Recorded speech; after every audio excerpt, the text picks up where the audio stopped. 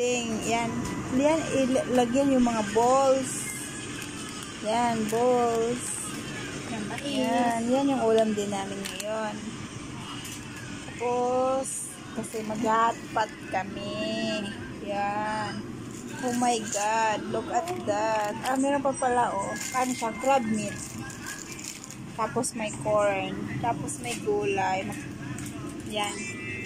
Tapos makita ko ni Kulugo. Crabs! Oh, ang taba, diba? Yan, kabibi. Kabibi, bibi, bibi, bibi.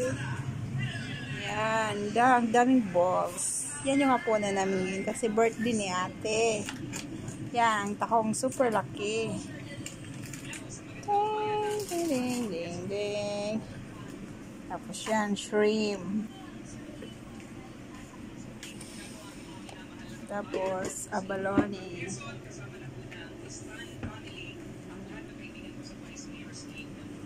Ready na ni ate yung ano, gulay. Yan yung susulbot namin doon. Pero pag sa atin, ano lang to eh, parang nilaga, bulalo. Pero dito kasi, ang daming arte. Kaya yun. Sa atin, gawin na yung bulalo, diba? Dito may pasulbot-sulbot, may pahatpat-hatpat. Diba?